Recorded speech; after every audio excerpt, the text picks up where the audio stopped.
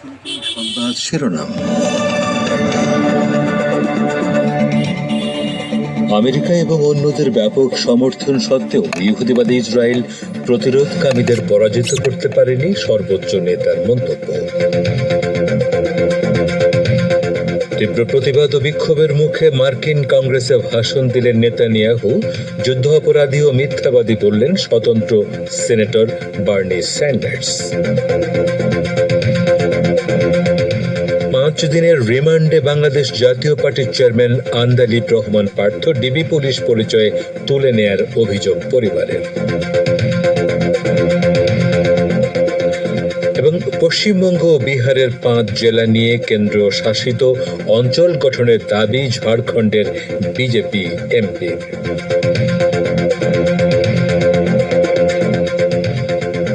আসসালামু আলাইকুম। এতক্ষণ গুরুত্বপূর্ণ সংবাদ শিরোনাম শুনলেন। এবারে বিস্তারিত বিশ্ব সংবাদে আপনাদের স্বাগত জানাচ্ছি। আমি গাজী আব্দুর রশিদ।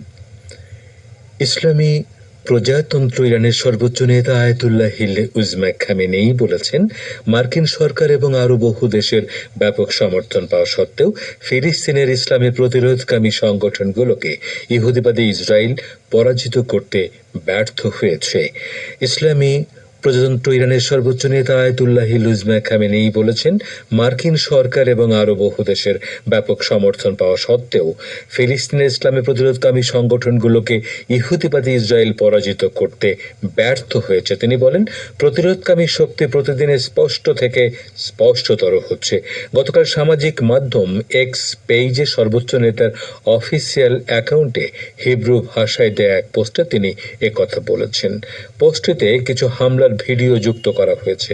সর্বোচ্চ নেতা বলেন, আমেরিকা বিপুল পরিমাণে সামরিক, রাজনৈতিক ও অর্থনৈতিক সমর্থন নিয়ে হামাসের বিরুদ্ধে লড়াইয়ের জন্য ইহুদিবাদী ইসরায়েলের পেছনে দাঁড়িয়েছে, কিন্তু তারা হামাসকে নতজানু করতে পারেনি।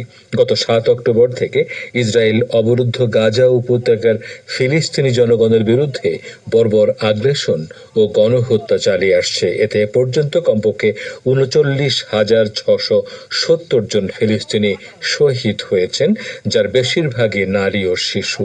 তবে গাজা শাসনকারী হামাসকে তারা এ পর্যন্ত পরাজিত করতে পারেনি, বরং শুরু থেকেই সমান তালে ইসরায়েলকে গাজার প্রতিরোধ যোদ্ধারা মোকাবেলা করে চলেছে।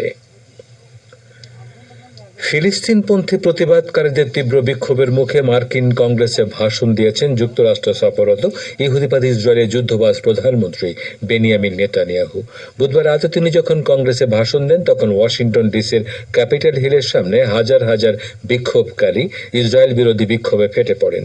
বিক্ষোভকারীরা নেতানিয়াহুকে গ্রেপ্তার করো, ইসরায়েলকে সাহায্য দেওয়া বন্ধ করো, ফিলিস্তিনকে মুক্ত করো বলে স্লোগান দেন।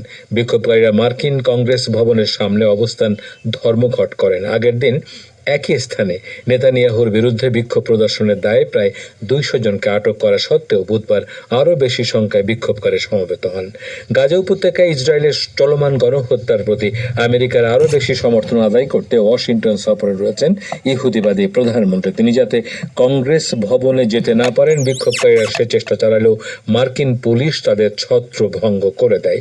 কংগ্রেসে দেওয়া ভাষণে নেতানিয়াহু গাজায় আগ্রাসনের পক্ষে সমর্থন আদায়ের চেষ্টা করেন। তিনি হামাসের পাশাপাশি ইরান ও হিজবুল্লাহ তীব্র সমালোচনা করে মধ্যপ্রাচ্যের তৎপর প্রতিরোধ অক্ষের বিরুদ্ধে একটি পশ্চিমা জোট গঠন করার আহ্বান জানান। মার্কিন কংগ্রেসে ইসরায়েলি প্রধানমন্ত্রীর বক্তব্যকে স্বাগত জানানো হলেও কংগ্রেস ভবনের বাইরে বিক্ষোভকারীরা মুহুর্মুহু স্লোগানে ওয়াশিংটন ডিসির রাজপথ কাঁপিয়ে তোলেন। ইরানের পররাষ্ট্র মন্ত্রণালয়ের মুখপাত্র আমেরিকা ইহুদিবাদী প্রধানমন্ত্রীর বক্তব্যের প্রতিক্রিয়া জানিয়েছেন। নাসের কানানি বলেছেন, অবৈধ ইসরায়েলের শীর্ষ অপরাধী বেনিয়ামিন নেতানিয়াহু গাজায় 9 মাস ধরে গণহত্যা এবং শিশু হত্যার পর তাদের প্রধান মদতদাতা আমেরিকায় রয়েছেন। বার্তা সংস্থা তাসনিম জানায়, ইসলামী প্রজাতন্ত্র ইরানের পররাষ্ট্র মন্ত্রণালয়ের মুখপাত্র নাসির কানানি ইহুদিবাদী ইসরায়েলি প্রধানমন্ত্রী বেনিয়ামিন নেতানিয়াহুর সফরের কথা উল্লেখ করে তার অফিসিয়াল এক্স অ্যাকাউন্টে একটি পোস্ট দিয়েছেন।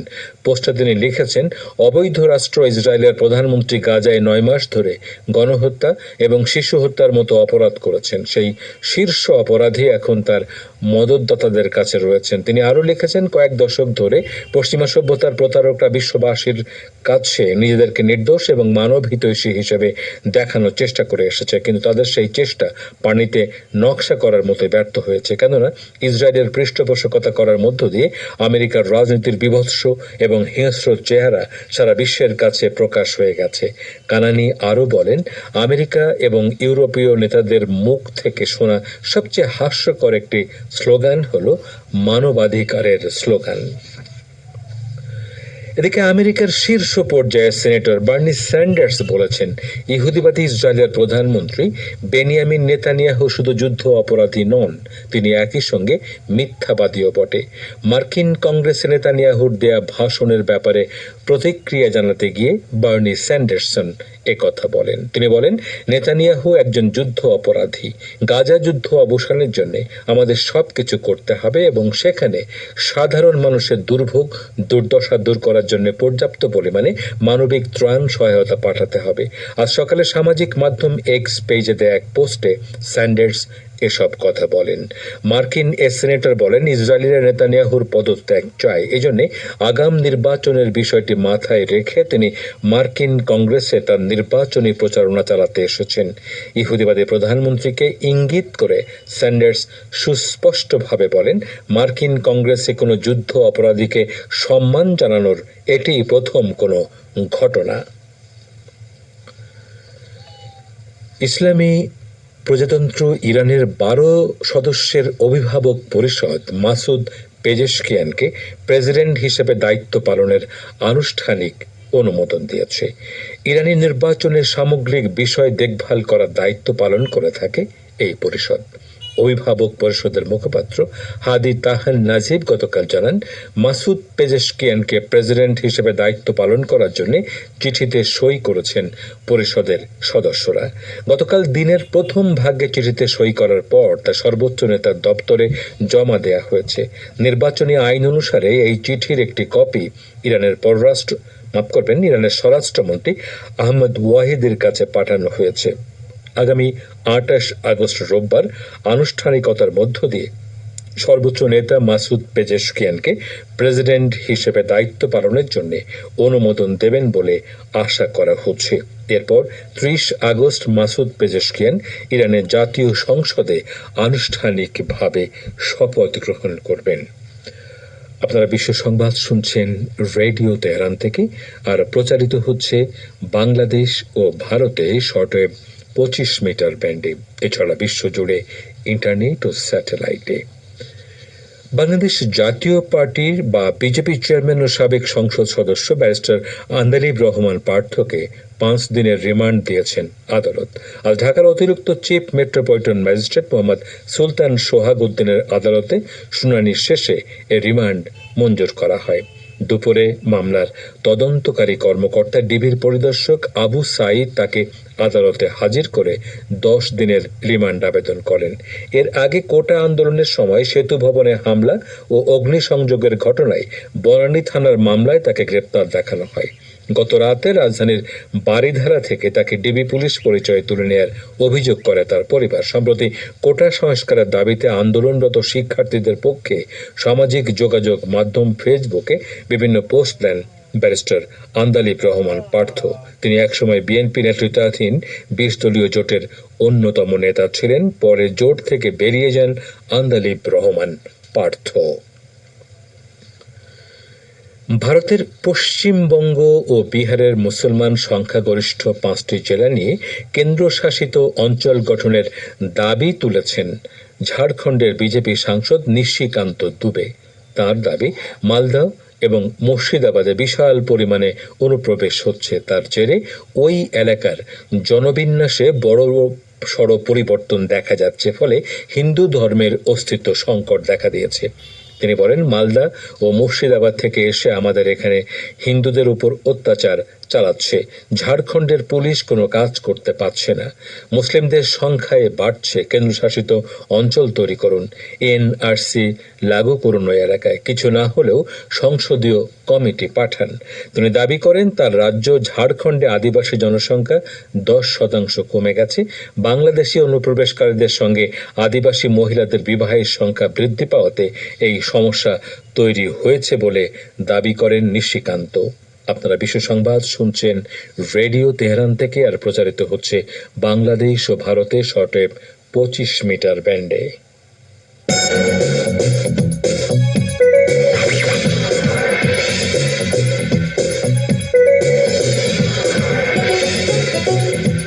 রেডিও তেহরান, খবরের সঙ্গে 24 ঘন্টা। ভিজিট করুন আমাদের ওয়েবসাইট parstoday.ir/dn।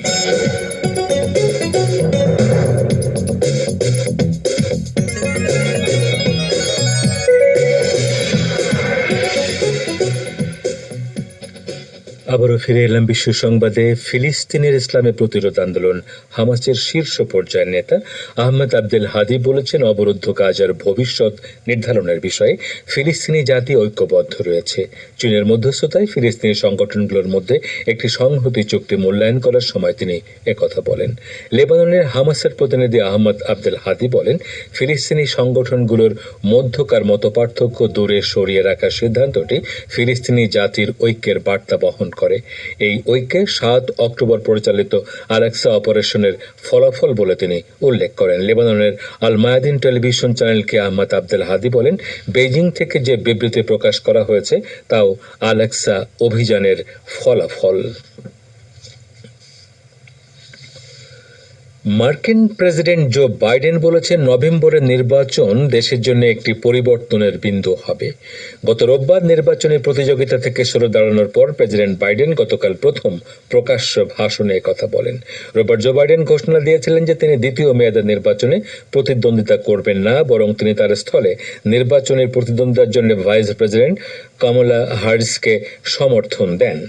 গতকাল সন্ধ্যায় ওভাল অফিস থেকে দেয়া ভাষণে বাইডেন বলেন, তিনি ডেমোক্রেটিক পার্টিকে ঐক্যবদ্ধ করতে প্রতিশ্রুতিবদ্ধ এবং নতুন প্রজন্মের কাছে তিনি আলোর মশাল পৌঁছে দিতে চান। বাইডেন বলেন, দেশের গণতন্ত্র ঝুঁকির মুখে। আমি যখন প্রেসিডেন্ট নির্বাচিত হয়েছিলাম তখন এই অবস্থা ছিল। বাইডেন গণতন্ত্র রক্ষার জন্য নির্বাচনের দৌড় থেকে সরে দাঁড়ানোর কথা দাবি করলেও প্রকৃত ঘটনা হচ্ছে তারই দলের শীর্ষ পর্যায়ের নেতাদের ব্যাপক চাপের মুখে তিনি সরে দাঁড়াতে বাধ্য হন। তবে শেষ পর্যন্ত তিনি প্রেসিডেন্ট নির্বাচনের দৌড়ে টিকে থাকার চেষ্টা করেন। ইসলামী প্রজাতন্ত্র ইরান এবং মালয়েশিয়ার মধ্যে কারাবন্দী বিনিময় সংক্রান্ত একটি চুক্তি হয়েছে। মালয়েশিয়ার রাজধানী কুয়ালালামপুরের দক্ষিণে অবস্থিত পুত্রাজায়া শহরে ইরান ও মালয়েশিয়ার মধ্যে গতকাল এই চুক্তি সই হয়। চুক্তিতে সই করেন মালয়েশিয়ার ইরানের রাষ্ট্রদূত ওয়ালিউল্লাহ মোহাম্মদী এবং মালয়েশিয়ার স্বরাষ্ট্র মন্ত্রণালয়ের মহাসচিব দাতুক রুজি উবি। মালয়েশিয়ার কর্মকর্তা আশা করেন এই চুক্তির মাধ্যমে দুদেশের বিচার বিভাগীয় সহযোগিতার ক্ষেত্রে নতুন দিগন্ত উন্মোচিত হবে। শ্রোতা বন্ধুরা, আমাদের নিউজ ডেস্কে এখনকার মতো এই ছিল সর্বশেষ খবর। এতক্ষণ আমাদের সাথে থাকার জন্য অনেক অনেক ধন্যবাদ।